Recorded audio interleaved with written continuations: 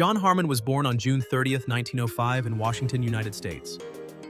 Unlike many actors who struggled to find their niche in Hollywood, Harmon became one of the most prolific character actors of his time. His career spanned over 5 decades, making him one of those familiar faces that audiences recognized, even if they didn't always remember his name. Harmon began his acting career in the 1930s, appearing in small roles in both film and television. He had an adaptable look that allowed him to play everything from friendly townsfolk to sinister villains. Harmon passed away on August 6, 1985, at the age of 80. Joseph "Chuck" Connors was born on April 10, 1921, in Brooklyn, New York. Growing up in an Irish-American family, Connors excelled in sports, particularly baseball and basketball. Standing at an impressive 6 feet 5 inches, he earned an athletic scholarship to Seton Hall University and later pursued a career in professional sports. He played for both Major League Baseball teams, the Brooklyn Dodgers and the Chicago Cubs, and also became one of the first players in history to join the NBA, playing for the Boston Celtics. Despite his success in sports, Connors had a deep passion for acting.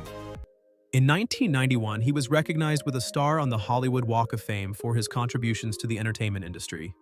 Sadly, Chuck Connors passed away on November 10, 1992, at the age of 71 from pneumonia related to lung cancer. His legacy as one of the most beloved Western stars of all time remains intact, with The Rifleman still being celebrated by fans old and new. Chuck Connors was more than just an actor. He was an athlete, a role model, and a television legend. His portrayal of Lucas McCain set a high standard for father figures on television, and his influence continues to inspire generations. Whether through his work in Westerns, his contributions to sports, or his impact on fans, Connors left an indelible mark on American pop culture. Joan Taylor, born Rosemarie Emma on August 18, 1929, in Geneva, Illinois, was destined for a career in the arts. Her father, Joseph Emma, was a professional violinist, while her mother, Amelia Berkey, had a background in vaudeville. This early exposure to music and performance fueled Taylor's passion for the entertainment industry. As a child, she studied ballet and acting, later honing her craft at the Pasadena Playhouse, a renowned acting school in California. Taylor's beauty and natural talent quickly caught the attention of Hollywood scouts. She made her film debut in Fighting Man of the Plains, a Western starring Randolph Scott. While her first roles were small, she showed great promise and soon found herself cast in larger productions. By the early 1950s, she had become a familiar face in both Westerns and science fiction films, two of the most popular genres of the era. Patricia Blair, born Patsy Lou Blake on January 15, 1933 in Fort Worth, Texas, displayed an early interest in the performing arts. As a young girl, she excelled in dance and theater, showing a natural talent for storytelling and performance. Her striking beauty and strong screen presence led her to modeling as a teenager, but she soon found her true calling in acting.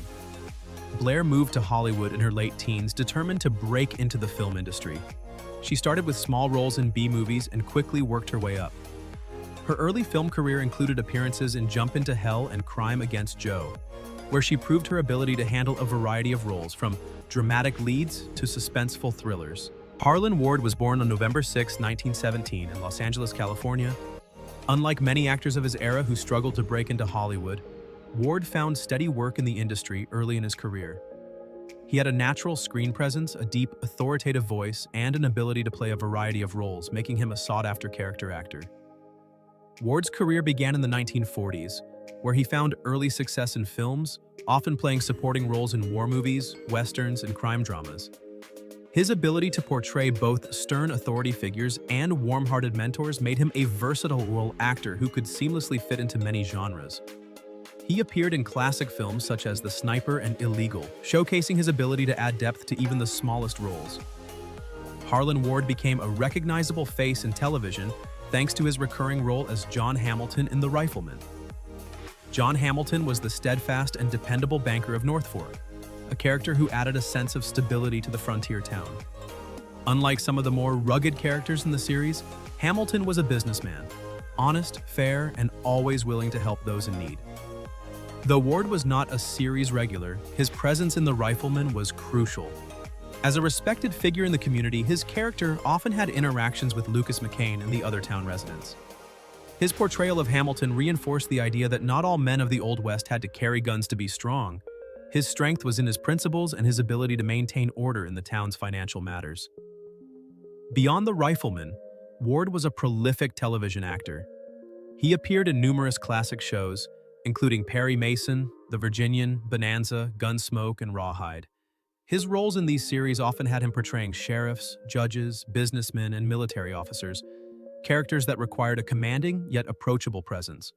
Johnny Crawford was born on March 26, 1946 in Los Angeles, California, into a showbiz family. From a young age, it was clear that Johnny had a natural talent for performing. He began his career as one of the original Mouseketeers on the Mickey Mouse Club in 1955, showcasing his charm and charisma. However, it was his role as Mark McCain on The Rifleman that truly launched him into stardom. At just 12 years old, Crawford was cast as the son of Chuck Connor's character, Lucas McCain, in the legendary Western series. His portrayal of Mark, a kind-hearted and courageous boy being raised by a single father, won the hearts of audiences nationwide. The show was known for its wholesome father-son dynamic, with each episode delivering moral lessons along with thrilling Western action.